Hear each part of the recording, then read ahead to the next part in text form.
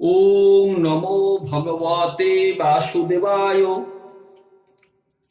শুধু কৃষ্ণ ভক্ত মণ্ডলী, বাবা এবং মায়েরা, শুরু করছি আজকের শ্রীপাঠ। আজকের বিষয় ভক্তির স্বরূপ।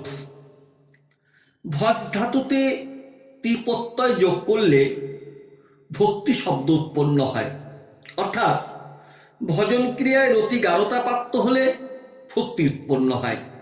যেমন খেজুর গাছের নিকট যেয়ে হাজার কান্নাকাটি করলেও পাটালি গুড় পাওয়া যাবে না। তাহলে প্রথমে কি করতে হবে? প্রথমে গাছ থেকে রস বের করে আগুনে জাল দিয়ে ঘন করলে পরে পরবর্তী সময়ে পাটালি গুড় উৎপন্ন হবে। তদ্রূপ ভজন আগুনে জাল দিয়ে ভক্তি উৎপন্ন হবে, আর ভজন আগুনে জাল না দিলে কখনো ভক্তি উৎপন্ন হতে পারে না। তাহলে ভক্তি কাকে বলে? ভগবানের ভজনকেই ভক্তি বলে। খালি ভজন করলেই হবে না। তাহলে ভক্তির মধ্যে যদি কোনো কামনা বাসনা যুক্ত থাকে তাহলে সেটা প্রকৃত ভক্তি হলো না। কারণ আমরা বেশিরভাগ মানুষ ভগবানকে ভালোবাসি স্বার্থের জন্য। হে ভগবান, আমার ছেলে যেন ভালো চাকরি পায়, তোমাকে বাতাসা দিয়ে পুজো দেব। হে ঠাকুর, আমার মেয়ে যেন ভালো ঘরে বিয়ে হয়, তোমার কাছে পাঠা বলি দেব, ইত্যাদি ইত্যাদি। তাহলে এখানে দেখা যাচ্ছে আমাদের স্বার্থ চরিতার্থ করার জন্য ভগবানকে ঘুষ দিচ্ছি। তা ভগবান কি ঘুষ খায়? না, ভগবান কখনো ঘুষ খায় না। ভগবান চায় শুধুমাত্র ভক্তি। মাতৃগর্ভে সন্তান যখন ঊর্ধ্বপদ হেঁটে মুন্ডে থাকে তখন খুব কষ্টে থাকে, শ্বাস প্রশ্বাস চলে না, চতুর্দিক অন্ধকার, তখনও তার চোখ খুলে কিছু দেখে না। এমতো অবস্থায় কষ্টে থাকাকালীন সন্তান যখন মাতৃগর্ভে থাকে, সপ্তম মাস গর্ভে থাকাকালীন ভগবান এসে প্রথম জীবকে দর্শন দেয়। জীব প্রথম চোখ খুলে ভগবান দর্শন করে, মাতৃগর্ভ ভগবানের আলোকে আলোকিত হয়ে যায়। ভগবান দর্শন করে জীব করজোড়ে প্রণাম করে বলে, প্রভু, আমি আপনার রূপ দর্শন করে ধন্য হলাম। হে প্রভু, কৃপা করুন, আমি যেন আপনার চরণ ছাড়া না হই। তখন ভগবান বলে, তোমাকে মর্তধামে যেতে হবে, সেখানে গিয়ে আমার নাম গুণগান করবে। জীব বলে, না প্রভু, আমি ওই মায়াময় দ্বীপে যেতে চাই না। এই পৃথিবীতে গেলে মায়ার ছলনায় আপনাকে ভুলে যাব। তখন ভগবান বলে, ওরে ওরে, তুই যদি জন্মগ্রহণ না করিস তবে তোর মা মারা যাবে, মাতৃহত্যা প্রাপ্ত দেহে প্রবেশ করবে, তোর নরকে স্থান হবে না। সুতরাং তুই পৃথিবীতে যা, তোর জন্যই তো আমি এত সুন্দর পৃথিবী সৃষ্টি করেছি। তুই যেই শ্বাস নিবি, প্রথম শ্বাস নিবি, সেই শ্বাস নেওয়ার জন্য আমি বাতাস সৃষ্টি করেছি। তুই খিদে পেলে কি খাবি সে চিন্তা আমি আগেই করে রেখেছি। গাছে গাছে ফল আছে, ফল দিয়েছি। তৃষ্ণা পেলে কি করবি, তার জন্য নদী সৃষ্টি করেছি, তাতে জল আছে, জল খেয়ে তৃষ্ণা মেটাবি। তো আমার দেওয়া এই পৃথিবী থেকে সবকিছু গ্রহণ করবি এবং সুখে থাকবি। তার বিনিময়ে দিনান্তে আমাকে একটু স্মরণ করিস। আমাকে স্মরণ করতে কিছু লাগবে না, একটি গাছের ফল ও একটি তুলসী পাতা নিয়ে শ্রী গোবিন্দায় নম বলে আমার চরণে দিস, তাতেও তুমি খুশি হয়ে যাবে। তখন জীব বলছে, প্রভু, তোমাকে যে গাছের ফল দেব, আচ্ছা গাছে যদি ফল না থাকে তবে তোমায় কি দেব? ভগবান হেসে বলছে, ওরে, গাছে ফল যদি না থাকে গাছের পাতা তো থাকবে, সেই পাতাই আমায় দিস। জীব বলছে, প্রভু, যদি গাছের পাতাও না থাকে তাহলে আমি কি দেব? ভগবান বলছে, তাহলে গাছের পাতাও যদি না থাকে নদীতে তো জল থাকবে, আজলা ভরে সেই জলই গোবিন্দাই নম বলে দিস। জীব বলছে, কোনো কারণবশত যদি নদীর জলও শুকিয়ে যায় তবে তোমায় কি দেব? ভগবান হেসে বলছে, ওরে, তুই তো বড় চালাক, আরে নদীর জল শুকিয়ে যেতে পারে, কিন্তু তোর দেহে দুটো নদী, দুটো নয়ন, এই গঙ্গা যমুনা নয়ন রূপী এর জল তো কখনো শুকাবে না। দুফোঁটা চোখের জল আর মনটাকে তুলসী করে শ্রী গোবিন্দায় নম বলে যদি আমার চরণে দিতে পারিস, আমি খুশি হয়ে যাবো রে বাবা। কিন্তু আমরা সেটাও দিতে পারি না। দুফোঁটা চোখের জল আমরা ভগবানের জন্য ফেলি না। আমরা মায়ার কান্না, সংসারের জন্য কাঁদি, আমার সন্তানের জন্য কাঁদি, আমার স্ত্রীর জন্য কাঁদি, আমার স্বামীর জন্য কাঁদি, জাগতিক জগতের জন্য আমাদের কত চোখের জল পড়ে। কই ভগবানের জন্য তো দুফোঁটা চোখের জল আমি ফেললাম না। তাহলে আমাদের ভক্তিটা হচ্ছে স্বার্থান্বেষী ভক্তি। তো এই ভক্তি, কারণ আমি জাগতিক জগতের সুখের জন্য সবকিছু করি, কিন্তু আমার ভগবানের সুখের জন্য কিছু করি না। আর যদি করতে যাই সেটার পেছনে স্বার্থ লুকিয়ে থাকে। তাই এই যে ভক্তি, এটা হচ্ছে স্বার্থান্বেষী ভক্তি। স্বার্থ ফোরালেই আমাদের ভক্তি চলে যায়। এই ভক্তি আবার দুই প্রকার, একটি সগুণা ভক্তি, আরেকটি নির্গুণা ভক্তি, অর্থাৎ লৌকিক শ্রদ্ধা ও ভাগবতী শ্রদ্ধা। যেমন যখন কোনো গুরুজন বা সাধুগুরু বৈষ্ণব দেখলেই প্রণাম করতে ইচ্ছা করে, এটা লৌকিক শ্রদ্ধা। আমি পুজো দিলাম কেন? প্রসাদ পাবো বলে। এর হেতু আছে, কারণ আছে। বাবা মা বলল তাই আমি প্রণাম করলাম, ইচ্ছে নাই, জোর করে করা, এটা লৌকিক শ্রদ্ধা। আর নির্গুণা ভক্তি বা ভাগবতী ভক্তি কি? কিছু চাওয়া পাওয়া নেই, কামনা বাসনা রহিত হয়ে কৃষ্ণকে ভালোবাসা, নিঃস্বার্থে তাকে ভালোবাসা, তাকে পাওয়ার জন্য সবকিছু ত্যাগ করা, এটাই হচ্ছে ভাগবতী শ্রদ্ধা। এটার আমাদের বড় অভাব। তাহলে আমরা স্বার্থের জন্য সবকিছু করি। একটি প্রমাণ দেই। আমি অনেক জায়গায় দেখেছি, যে দু এক জায়গায় দেখেছি, আমি সব জায়গার নাম বলছি না, যে দু একটি জায়গায় দেখেছি, সে দুই একটি জায়গারই বলছি, যে সেখানে কি হয়, লুট হয়, হরি লুট। নাম কি? ওখানে হরি লুট হচ্ছে। বিশেষ করে অনেক যে দু এক জায়গায় নাম কীর্তনে গিয়েছি আমি, নামযজ্ঞ অনুষ্ঠান, সেখানে বিশেষ করে সন্ধ্যাবেলায় এই তথাকথিত হরির লুট হয়ে থাকে। কিন্তু আমি এটাকে হরি লুট বলবো না, এটাকে বলবো আমি বাতাসা লুট। কারণ কারণ এটাকে বাতাসা লুট বলবো এই কারণে, যেখানে হরিলুট বলে কিছু হচ্ছে না। আগে হরিলুট আর বাতাস লুট অর্থ বুঝতে হবে, না বুঝলে আমাদের কিছু হবে না। এবার আমার মনের মাঝে মাঝে মাঝে একটা প্রশ্ন জাগে, যে শ্রীমান মহাপ্রভুর কি বাতাসা ফ্যাক্টরি ছিল নাকি, যে এই বাতাসা লুট সৃষ্টি হলো যে? নাকি এটা এই বাতাসা ফ্যাক্টরি কোনো বংশানুক্রমে পাওয়া মহাপ্রভু, যে বাতাসার কারখানা আছে, যে তিনি এই বাতাসা লুটের ব্যবস্থা করেছেন? তাহলে নাকি তিনি কাউকে, মহাপ্রভু কোথাও লেখা আছে যে কাউকে বলেছেন যে বাতাসা কীর্তনে যে বাতাসা ছিটাতে হবে? সেই গানের কথা মনে পড়ে যায়, ওরে আমার স্বাদের বাতাসা, তোর লাগি ওর কীর্তনে আসা। আসলে এসব কিছুই না। কোনো খুব চতুর মানুষ খুব চাতুরতার সঙ্গে এই বাতাসা লুট রীতিটি চালু করেছেন। হয়তো সেই চালাক মানুষের বাতাসা ফ্যাক্টরি ছিল, হয়তো অনেক বাতাসা জমে গেছে, বিক্রি হচ্ছে না। তখন তিনি চালাকির মাধ্যমে জানে যে ধর্মকে মানুষ ভয় পায়, ধর্মের একটা আবরণ দিলেই মানুষ ধর্মের ভয়ে ভীত হয়ে সেটা করবে। তাহলে সেই চালাক মানুষ এই বাতাসা লুটের ব্যবস্থা করলেন, যাতে তার ফ্যাক্টরির সব বাতাসা বিক্রি হয়ে যায়। আর আমরাও কি করলাম, সেই আদ্যিকালের রীতি না বুঝে সেটাকে আঁকড়ে ধরে রেখেছি, অর্থাৎ সেই ট্র্যাডিশন সমানে চলছে। অনেকটা একটা গল্পের একটা দৃষ্টান্ত দিচ্ছি, অনেকটা শাশুড়ি বউর গল্পের মতো। কেমন? নতুন বৌমা ঘরে এসেছে, তো শাশুড়ি বউ কি করছেন? শাশুড়ি প্রথম লক্ষ্মী পুজো, তো তাই শাশুড়ি কি করছেন, বৌমাকে সবকিছু, নতুন বৌমাকে লক্ষ্মী পুজোর নিয়ম কানুন শিখিয়ে দিচ্ছেন। আর বৌমাও একদম মনে মনে সব গেঁথে রাখছেন, দরকার হলে কলম, খাতা কলমে লিখে রাখছেন। তাহলে এটার পরে ওটা, ওটার পরে ওটা, এভাবে করতে হবে।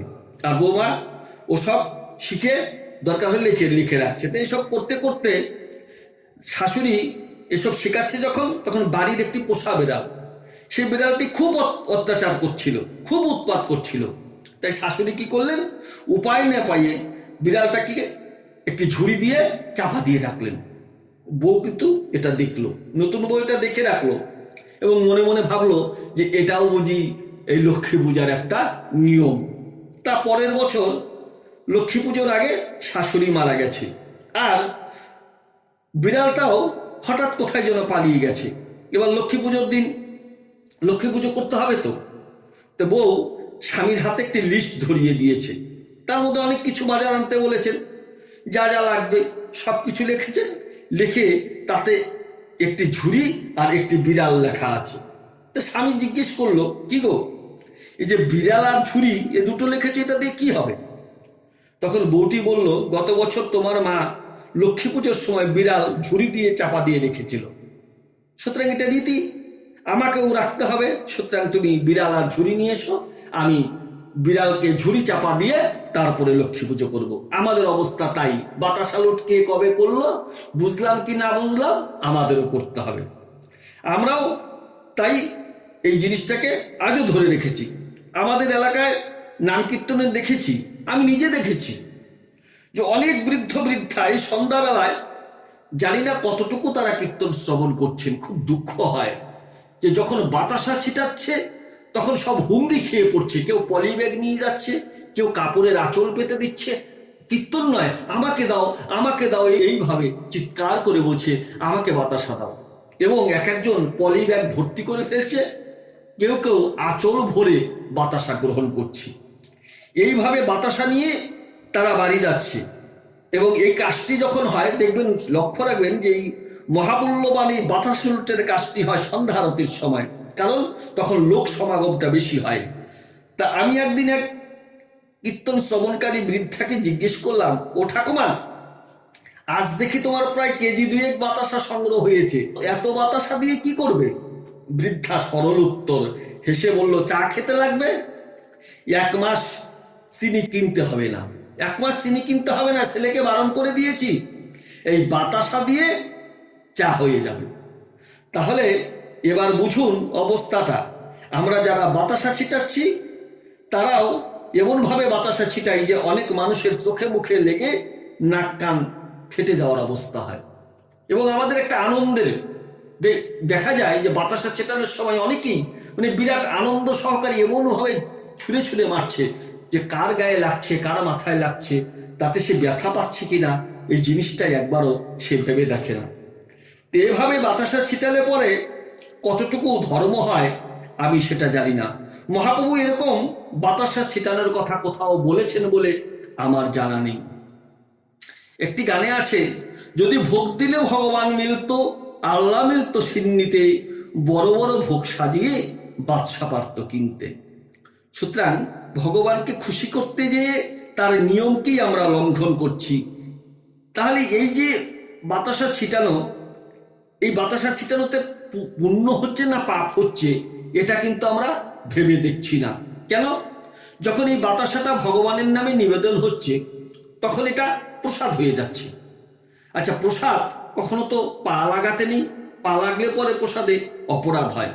কিন্তু যখন বাতাসা ছিটানো হয় তখন কত বাতাসা মাটিতে পড়ে, কত মানুষ না দেখে বাতাসা মারিয়ে যাচ্ছে পা দিয়ে, তাহলে তো সেটা অপরাধ হচ্ছে। যে পাড়াচ্ছে তারও অপরাধ, যে ছিটাচ্ছে তারও অপরাধ।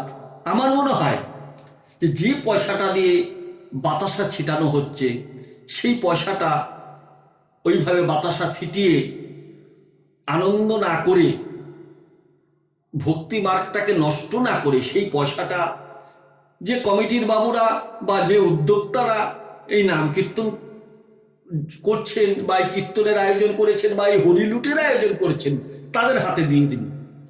সেই পয়সাটা তাদের হাতে দিয়ে বলুন যে এই পয়সাটা এই সাধু সঙ্গে ব্যয় করুন। আমার মনে হয় বাতাসা ছিটানোর থেকে এইভাবে আপনার পয়সার সদ্গতি বেশি হবে। কিন্তু আমরা তা নয়, যে উচ্ছৃঙ্খলভাবে বাতাসা ছিটানোর একটা মোহে পড়েছে। এটা আমার নিজের চোখে দেখা, আমি সব জায়গার বলছি না, 2-1 জায়গার কথা বলছি। এবার আসি এই হরির লুট কথাটি, যে লুট শব্দের অর্থ কি, এই হরিলুট কথাটির আসল অর্থ কি সেটা জানতে হবে। লুট শব্দের অর্থ জোর করে কেড়ে নেয়া, যেমন দেখা গেল আমার বাড়িতে এসে কোনো ডাকাত বা কেউ জোর করে আমার সম্পত্তি কেড়ে নিয়ে গেল, লুট করে নিয়ে গেল। দেখা গেল কেউ বাজার করে আসছে, রাস্তায় তার দুষ্কৃতকারীরা তার কাছ থেকে লুট করে তার অর্থ কেড়ে নিল। তাহলে লুট অর্থ কি? জোর করে কেড়ে নেওয়া হচ্ছে লুট। সুতরাং কথাটা হচ্ছে হরিলুট, বাতাসা লুট নয়, হরিলুট। তাহলে হরিলুট কথাটির প্রকৃত অর্থ কি? যে হরি নামকে লুট করতে বলেছে। হরিনাম, এই যে হরিনাম, সেই হরিনামকে লুট করতে হবে। তাহলে কি করতে হবে? সাধু সঙ্গে বা সাধুর বাজারে যে বা হরিনাম সংকীর্তনে যে এই মধুমাখা হরিনাম জোর করে লুট করে কেড়ে নিতে হবে। অর্থাৎ কেড়ে নেওয়া, লুট করা। এখানে কোথাও বাতাসা লুটের কথা বলা হয়নি। এই বাতাসা লুট চতুর মানুষের মস্তিষ্ক প্রসূত। এসব বেড়াজাল থেকে যদি না বের হতে পারি, আমাদের প্রকৃত ভক্তি হবে না। তাহলে প্রকৃত ভক্তি কি? পরম পুরুষ শ্রীকৃষ্ণে জীবের যে প্রীতি, তারই নাম হচ্ছে ভক্তি। জীবের আসক্তি বিষয় ভোগে লেগে আছে। ধন জন, স্ত্রী পুত্র, অর্থ, গৃহ, মান মর্যাদা, লাভ, পূজা প্রতিষ্ঠা ইত্যাদি আমাদের প্রিয় স্থান, প্রীতির বিষয়। হৃদয়বৃত্তি আমাদের এই স্থানগুলোতে এমনভাবে মজে থাকে যে এর থেকে মনকে উঠিয়ে নিয়ে যে ভগবানে সমর্পণ করব, তার আমাদের হয়ে ওঠে না। ক্ষুধা যেমন শুধু খাবার চায়, খাবার ভালো না মন্দ সে বিচার করে না, বিচার করে মন। আমাদের কাম ক্রোধ লোভও তেমনি বিষয় গ্রহণ চায়। তাই প্রাকৃত রূপ রসাদি তাকে না দিয়ে গোবিন্দ বিষয়াদি তাকে দেওয়া যায়, তাহলে ইষ্টপ্রাপ্তি হবে। আসক্তিকে ঈশ্বরে অর্পণের নামই হলো ভক্তিযোগ। শ্রীহরির উদ্দেশ্যে যে কোনো কাজেই ভক্তি বলে। এই ভক্তি আবার 64 প্রকার। তার মধ্যে নববিধা ভক্তি অর্থাৎ 9 প্রকার ভক্তি প্রধান, যেগুলো কি? শ্রবণ, কীর্তন, স্মরণ, পাদ সেবন, অর্চন, বন্দন, দাস্য, সখ্য, আত্মনিবেদন অর্থাৎ ভগবানের নাম কানে শোনা, জিহ্বায় উচ্চারণ করা। এর মধ্যে আবার একটি আছে, কথা রয়েছে, যেমন আগে জমা তারপরে খরচ। যার যত বেশি জমা আছে সে তত বেশি খরচ করতে পারবে। সেরূপ শ্রবণ হলো জমা আর কীর্তন হলো খরচ। সুতরাং আমাদেরও সাধু সঙ্গে বেশি বেশি যে হরিকথা শ্রবণ করতে হবে, তবে কীর্তন ও তখন সুখকর হবে। এরপর ভগবানের পাদপদ্ম হৃদয়ে স্মরণ করা, ভগবান ও তার ভক্তকুলের চরণ সেবা করা, ভগবানের পূজা, তার বন্দনা, তার পাদপদ্মে দাস্য ভক্তি।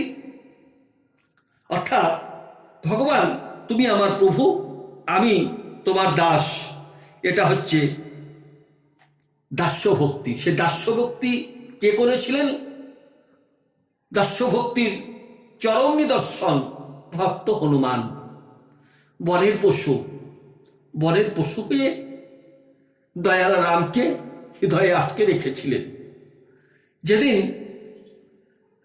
রাবণ বধ করে অযোধ্যায় রাজা হয়েছেন রাম, সিংহাসনে বসেছেন, মা সীতা পাশে বসে আছে, লক্ষণ চামর আছে, আর হনুমান জোর হাতে চরণতলে বসে আছে রামের।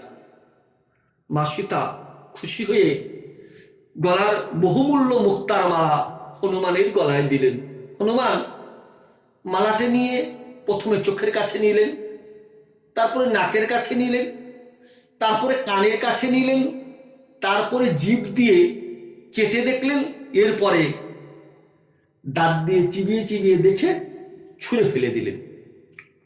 হনুমানের এই কাণ্ড দেখে লক্ষণ বললেন, মা জানো কি, 1,00,000 টাকার মুক্তার মালা বাদরের গলায় পড়লে কি হাল হয়, দেখো তার অবস্থা। তুমি এত টাকা দামের মুক্তার মালা হনুমানের গলায় দিলে, আর হনুমানের মূল্য না বুঝে দাঁত দিয়ে কামড়ে মাটিতে ফেলে দিল। হনুমান বলছে লক্ষণ, ওরে হনুমান, মা জানকীর প্রসাদী মালা তুই এভাবে ফেলে দিলি কেন? হনুমান বলছে, যার ভেতরে রাম নাম নেই সেটা হনুমান গ্রহণ করে না। লক্ষণ বলল, তার মানে? বলে, প্রথমে মালাটা আমি চোখের সামনে নিলাম, দেখলাম তাতে রাম নাম লেখা নেই। ভাবলাম যে হয়তো রাম নাম ভেতরে আছে, শুনতে পাবো, কানের কাছে নিলাম, না, রাম নাম শোনা যাচ্ছে না।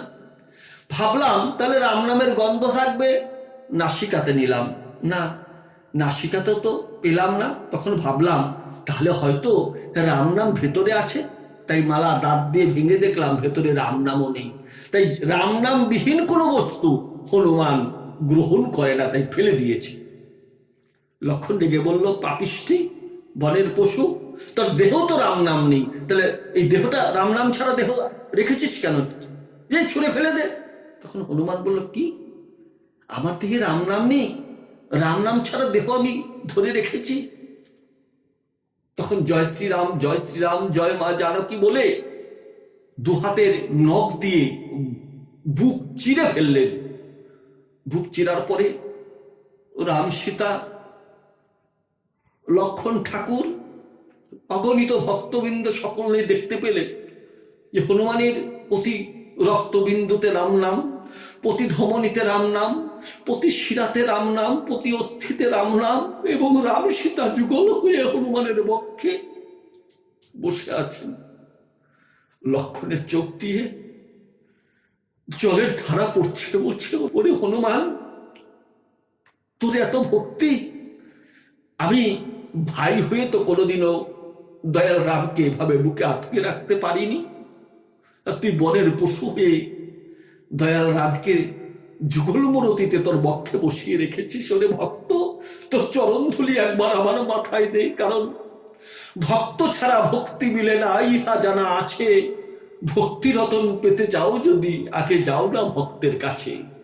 ভক্তের সঙ্গে চলো ফেরো মন, ভক্তের সঙ্গে থাকো, আর ভক্তের চরণ ধুলিয়ে নিয়ে একবার আপন অঙ্গে মাখো। তাই সেই ভক্তি যদি পেতে চাও তাহলে যেতে হবে ভক্তের কাছে। সেই দাস্য ভক্তের উদাহরণ হচ্ছে আমার হনুমান। দাস্যের পরে সখ্য ভক্তি, সখ্য ভক্তির নিদর্শন। একদিন গোচারণ লীলায় গোবিন্দ শ্রীরামকে বলছে, শ্রীরাম রে, আমার খুব খিদে পেয়েছে, আমাকে একটু ফল এনে দে না। শ্রীরাম একটি ফল এনে দিয়েছে। গোবিন্দ দেখে অর্ধেকটা খাওয়া। কিরে, তোকে খেতে চেয়েছি বলে তুই অর্ধেকটা ফল খেয়ে আমাকে এঁঠো ফল দিলি? শ্রীরাম বলছে, খেয়ে এঁঠো করে দিলে এঁঠো হয় তা তো জানতাম না। বলে, তাহলে খেলি কেন? বলে, বনের কত ফল, কোনটা বিষ আর কোনটা অমৃত জানি না, তাই এটা জানি যে আমরা যদি বিষ খেয়ে মরি আমাদের কানাই ভালো করতে পারবে, কিন্তু কানাই যদি মরে আমরা তো ভালো করতে পারবো না। তাই আজকে ফলটা খেয়ে দিয়েছি, যে যদি বিষ থাকে আমি মরে যাব, তুই আমাকে ভালো করবি। কানাই কথা শুনে শ্রীরামকে জড়িয়ে ধরে চোখের জলে ভেসে যাচ্ছে। আজকে শ্রীরামকে ঘাড়ে নিয়ে কানাই গোচারণ লীলায় ঘুরছে। শ্রীরামের দুটো চরণ আমার গোবিন্দের বক্ষে ঝুলছে, আর গোবিন্দের নয়ন থেকে জলের ধারায় শ্রীরামের চরণ ধুয়ে দিচ্ছি। আর গোবিন্দ মনে মনে বলছি, আমায় চরণে ছাড়া করো না গো, আমি যেন জন্মে জন্মে ভক্তের চরণ ধুয়ে দিতে পারি, আমায় চরণে ছাড়া করো না। এটা হচ্ছে সখ্য ভক্তি। তাই সখ্য ভক্তিতে কি বলছে, যে সখ্য ভক্তি, ভগবান আমার সখা, আমি তার বন্ধু, এবং তার চরণে সবকিছু নিবেদন করে আমি এবং আমার বলতে যা কিছু আছে সবই তোমার চরণে অর্পিত হলো, এরই নাম আত্মনিবেদন। এই যে এরপরে কি আসে, এই নববিধা ভক্তি যাজনের মুখ্য অঙ্গ এই 9 প্রকার ভক্তি যাজন। দাস্য, সখ্য, বাৎসল্য, বাৎসল্যতে যশোমতী মা, যে বিশ্ব বেঁধে রেখেছে ভগবান, আর যশোমতী মায়ের কাছে ভগবান বাধা পড়েছে, যশোমতী মা উৎখুলে ভগবানকে বেঁধে রেখেছে। এটা বাৎসল্য ভক্তি। এরপরে মধুর ভজন, যেখানে শ্রীমতী রাধারানী আর আবার গোবিন্দ। আজকে গোবিন্দ দাসখত লিখে দিয়েছে, স্বরগরল খণ্ডনম মম শিরসি মণ্ডলম দেহি পদবল্লভ ববুদারাম। এ রাধারানী, তুমি আমার প্রেমের গুরু, জন্মে জন্মে যেন তোমার এই দাস আমি থাকতে পারি। তাহলে এইভাবেই যদি ভজন হয়, এই নববিধা ভক্তি, এই নববিধা ভক্তি অঙ্গ ভক্তি যাজনের মুখ্য অঙ্গ। এই 9 প্রকার ভক্তি যাজনে শ্রীকৃষ্ণ পাদপদ্ম প্রাপ্তি হবে।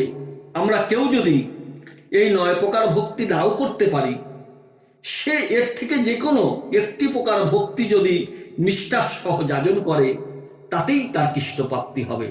এর উদাহরণ, শ্রবণে সর্বশ্রেষ্ঠ ভক্ত কে? পরীক্ষিত শ্রেষ্ঠ। কীর্তন, এই কীর্তনের শ্রেষ্ঠ ভক্ত হচ্ছে শ্রী শুকদেব গোস্বামী পাদ। স্মরণে প্রহ্লাদ মহারাজ। পাদ শ্রবণের শ্রেষ্ঠ ভক্ত লক্ষ্মী ঠাকুরানী। অর্চনে পৃথ্য মহারাজ। স্তুতি বন্দনায় অক্রূর। দাস্য ভক্তিতে হনুমানজি। সখ্যভাবে অর্জুন। আর সর্বস্ব নিবেদনে বলি মহারাজ। এরা সকলেই কৃষ্ণ পাদপদ্ম লাভ করেছেন। এমনকি এও বলা হয়েছে, যদি যাগযজ্ঞ বারবত শ্রীহরির উদ্দেশ্যে করা হয়, তাকেও ভক্তি বলা হবে। এগুলো ভক্তির সাধারণ লক্ষণ। এর মধ্যে আবার বিশেষ লক্ষণ আছে। জীবের পঞ্চ ইন্দ্রিয় অর্থাৎ চক্ষু, কর্ণ, নাসিকা, জিহ্বা, ত্বক, এই 5টি ইন্দ্রিয় দ্বারা গোবিন্দের সেবা করার নাম ভক্তি।